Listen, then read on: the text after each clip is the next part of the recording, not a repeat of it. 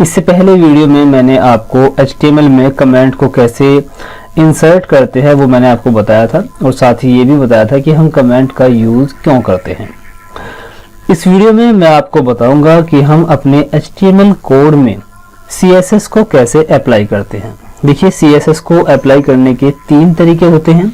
सबसे पहला तरीका है इनलाइन, और दूसरा इंटरनल, और तीसरा है एक्सटर्नल। इन 3 तरीकों का क्या फायदा है और इन 3 तरीके से हम CSS को कैसे इंक्लूड करते हैं वो सब जानेंगे इस वीडियो में। देखिए, यहाँ पर मैंने लिखा हुआ है इनलाइन के बारे में, by using the style attribute inside HTML element. इन तीनों के बारे में आपको पहले अच्छे से समझ लेना है, उसके बाद मैं आपको इनका प्रैक्टिकल भी करके दिखाने वाला हूँ। यहाँ पे जो लिखा हुआ है bye using the style attribute inline inside HTML element, मतलब ये इनलाइन जो CSS इंक्लूड होती है वो पर्टिकुलर किसी एक टैग के लिए यूज होती है। मतलब जब आप पर्टिकुलर किसी एक टैग के लिए CSS लिख रहे हो तो हम उसको बोलते हैं इनलाइन CSS, ठीक है। दूसरा है internal CSS, by using A style element in the head section. Internal CSS वह CSS है जो हम किसी पर्टिकुलर किसी एक वेब पेज के लिए लिखते हैं। देखिए, इनलाइन के लिए मैंने बताया है कि इनलाइन CSS वो होती है जब हम पर्टिकुलर किसी एक टैग के लिए CSS लिखते हैं, जबकि इंटरनल CSS वह CSS है जो हम पर्टिकुलर किसी एक वेब पेज के लिए लिखते हैं। मैंने आपको पहले भी बताया है कि कोई भी एक वेबसाइट विभिन्न वेब पेज से मिलकर बनी होती है, ठीक है। वहां पर हम यूज करते हैं एक्सटर्नल CSS का। एक्सटर्नल CSS बहुत से वेब पेज के लिए यूज की जाती है। जब आप किसी वेबसाइट के लिए CSS लिख रहे हो, कोई ऐसा कॉमन पार्ट आपकी वेबसाइट का है जिसमें आपको एक ही प्रकार का CSS यूज करना है, तब हम यूज करते हैं एक्सटर्नल CSS का। अब इन तीनों को आपको ध्यान से समझना है।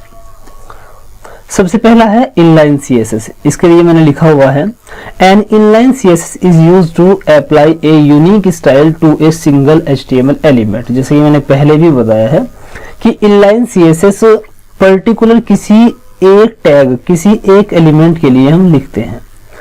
An inline CSS use the style attribute of an HTML element, मतलब इसको लिखने के लिए हम किसी भी एलिमेंट के स्टार्टिंग टैग में हम स्टाइल एट्रीब्यूट लगाकर ये CSS लिखते हैं, ठीक है। The following example set the text color of the H1 element to blue and the text color of the P element to red। देखिए, यहाँ पर आप नीचे देखिएगा, यहाँ पे मैंने कुछ एग्जाम्पल दिए हुए हैं। सबसे पहले मैंने एक H1 हेडिंग लिखी है, ए ब्लू हेडिंग। इसमें मैंने पर्टिकुलर इसी मतलब जो H1 का टैग है, पर्टिकुलर इस टैग के लिए मैंने एक CSS लिखी है, जिसको लिखने के लिए मैंने H1 के ओपनिंग टैग में स्टाइल एट्रीब्यूट का यूज किया है, और स्टाइल लिखने के बाद इक्वल और उसके बाद इन्वर्टेड कोमा में मैंने लिखा है कलर कोलन और कलर का नाम जो भी है और उसके बाद सेमीकोलन। तो इस तरह से हम इनलाइन CSS लिखते हैं। सेम इसी तरह से मैंने नीचे भी लिखा हुआ है, एक पैराग्राफ है, उस पैराग्राफ में के अंदर भी मैंने जो स्टार्टिंग टैग है, स्टार्टिंग टैग में मैंने स्टाइल का एट्रीब्यूट लगाया और उसके बाद CSS लिख दी है, ठीक है। तो इसको हम बोलते हैं इनलाइन CSS। एक बार ध्यान से समझ लीजिए, इनलाइन CSS वह CSS है जो हम पर्टिकुलर किसी एक टैग के लिए लिखते हैं, जबकि इंटरनल CSS हम किसी पर्टिकुलर किसी एक वेब पेज के लिए लिखते हैं, और एक्सटर्नल CSS हम विभिन्न वेब पेज के लिए लिखते हैं। अब इनका महत्व क्या है वो मैं आपको धीरे धीरे बता देता हूँ। दूसरा हम देखते हैं इंटरनल CSS। ध्यान से समझिएगा। An internal CSS is used to define a style for a single HTML page। जैसे कि मैंने आपको पहले ही बता दिया है, इंटरनल CSS वह CSS है जो हम पर्टिकुलर किसी एक वेब पेज के लिए लिखते हैं। इसको लिखने का तरीका क्या है वो देख लीजिए। An internal CSS is defined in the head section of an HTML page within style element। देखिए अभी हमने इनलाइन CSS लिखी, जिसमें हमने क्या किया, जिस पर्टिकुलर एलिमेंट के लिए हम CSS लिख रहे थे उसके स्टार्टिंग टैग में हमने स्टाइल का एट्रीब्यूट यूज किया और अपनी CSS लिख दी। जबकि इंटरनल CSS में हम क्या देख रहे हैं कि हेड सेक्शन में हमें स्टाइल का एक एलिमेंट मिलता है HTML में, वो एलिमेंट लिखना है और उसके अंदर CSS लिखनी होती है। यहाँ नीचे एग्जाम्पल देख लीजिए, यहाँ पर आप देखेंगे ये हेड सेक्शन यहाँ से शुरू हुआ और यहाँ पर खत्म हो गया। अब ये पर्टिकुलर कोई एक वेब पेज है, इस वेब पेज के लिए CSS लिखने के लिए हमने क्या किया, हेड सेक्शन में स्टाइल एलिमेंट ओपन किया और यहाँ पर स्टाइल को क्लोज कर दिया और इसके बीच में हमने अपने वेब पेज के लिए CSS लिखी है। H1 के लिए ये लिखा है और जितने भी उस वेब पेज में पैराग्राफ होंगे उनके लिए मैंने ये CSS लिखी है। ठीक है, इस तरह से हम किसी पर्टिकुलर एक वेब पेज के लिए CSS लिखते हैं। ठीक है, अब तीसरा समझिए एक्सटर्नल CSS क्या होती है। मैं ऑलरेडी आपको बता चुका हूं और बार बार रिपीट कर रहा हूं, इसके बावजूद भी यदि आपको समझ में नहीं आता है तो यार ये गलत बात है। ठीक है, लेकिन फिर भी कोई बात अगर है जो आपको समझ नहीं आ रही है तो कमेंट के माध्यम से पूछ सकते हैं। ठीक है, अब देखिए एक्सटर्नल CSS क्या है। एक्सटर्नल CSS हम पूरी अपनी एक वेबसाइट के लिए लिखते हैं। सपोज कीजिए आपकी वेबसाइट में मान लीजिए 50, 100, 200, 300 वेब पेज हैं और आप चाहते हैं कि उस पूरी वेबसाइट की जितनी भी हेडिंग हो उनके कलर ब्लू हो। तो देखिए यदि आप हर वेब पेज के लिए अलग अलग CSS लिखें तो बहुत टाइम लग जाएगा। तो आप क्या करते हैं, एक्सटर्नल CSS के लिए हम एक अलग से ही CSS की फाइल बनाते हैं और उस फाइल को सभी वेब पेज में इंक्लूड कर देते हैं।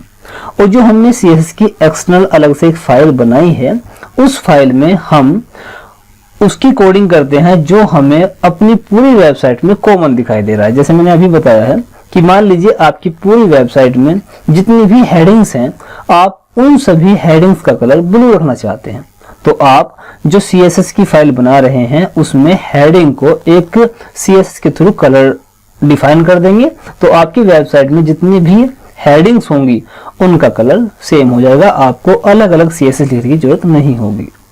ठीक है, अभी आप समझिए, देखिए यहाँ पे मैंने क्या कहा है। An external style sheet is used to define the style for many HTML pages। मतलब जो एक्सटर्नल स्टाइल शीट हम लिखते हैं वो हम लिखते हैं विभिन्न वेब पेज के लिए, ताकि सभी वेब पेज में जो कॉमन चीज है उसको हम आसानी से कोई अपने जो CSS है उस पर अप्लाई कर सके। नीचे आप एक लाइन और देखिए, to use an external style sheet add a link to it in the head section of each HTML web page. मतलब जो आपने अलग से CSS की फाइल बनाई है उस फाइल में जो भी आप CSS लिख रहे हैं उसको सभी वेब पेज पर अप्लाई करने के लिए आपको प्रत्येक वेब पेज के हेड सेक्शन में उस CSS की फाइल को इंक्लूड करना होगा। और इंक्लूड कहां पर करेंगे, हेड सेक्शन में। हेड सेक्शन में इंक्लूड किस तरह होगी, लिंक टैग की मदद से। HTML में हमें एक लिंक एलिमेंट मिलता है जिसकी मदद से हम हेड सेक्शन में अपनी CSS की फाइल को लिंक कर सकते हैं।